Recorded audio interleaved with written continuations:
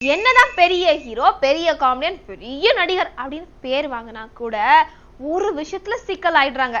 எங்க அப்படின்னு பாத்தீங்கன்னா இந்த கல்யாண மேட்டர்ல தான்.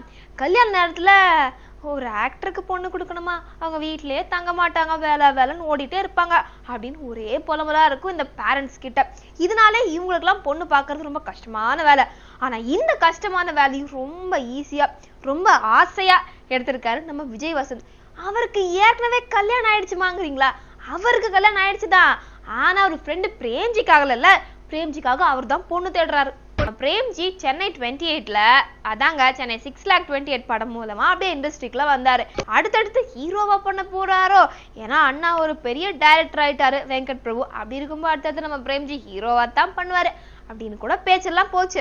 ஆனா அப்படி இல்லை, தனக்கு எந்த மாதிரி கேரக்டர் நல்லா செட் ஆகுமோ, எது பண்ணா மக்கள் ரசிப்பாங்களோன்னு பார்த்து பார்த்து நல்லா அழகான காமெடி, அழகான ஃப்ரெண்ட்ஸ், இந்த மாதிரி கேரக்டர்லாம் பார்த்து பார்த்து பண்ணிருக்காரு நம்ம பிரேம்ஜி. இப்படி நம்ம பிரேம்ஜி வெங்கட் பிரபு டைரக்ஷன்ல மட்டும்தான் படம்னு கிடையாது, மற்ற டைரக்டருங்க படங்களையும் பண்ணிட்டு இருக்காரு. அவருக்கு கொடுத்த கேரக்டர் அவர் கண்டிப்பா ஃபுல்ஃபில் பண்ற மாதிரி அதுக்கு ஒர்த்தா நல்லபடியா ஆக்டிங் கொடுத்துட்டு இருக்காரு. ஸோ இப்படிப்பட்ட நம்ம பிரேம்ஜி ஆக்டர் மட்டும் இல்லை, அவர் முதல்ல இசையமைப்பாளராக தான் ஃபீல்டுக்குள்ள என்ட்ரி ஆனாரு. ஆனா அது பெருசா கிளிக் ஆகல, பட் ஆக்டிங் நல்லா கிளிக் ஆயிடுச்சு.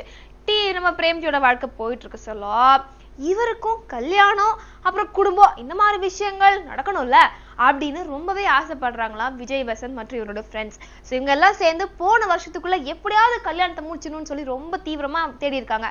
ஆனா அமையல. ஆனா இந்த வாட்டி அப்படி விட மாட்டோங்க, கண்டிப்பா கல்யாணத்தை முடிச்சுட்டு தான் விடுவோம்.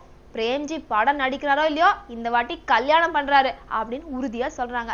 நம்ம சைட்ல இருந்தும் பிரேம்ஜிக்கு டும் டும் டும் அதுக்கான வாழ்த்துக்களை சொல்லிக்கிறோம். என்ன சார், நம்ம கையில என்ன இருக்கு?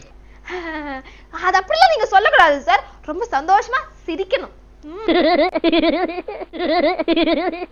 அப்படித்தான் எப்படி இருக்கு பாக்குறதுக்கு. என்ன சார், இன்னைக்கு நான் சொன்ன மேட்டர் எல்லாம் உங்களுக்கு பிடிச்சிருக்கா? எல்லாமே இன்ட்ரெஸ்டிங்கா இருந்ததா?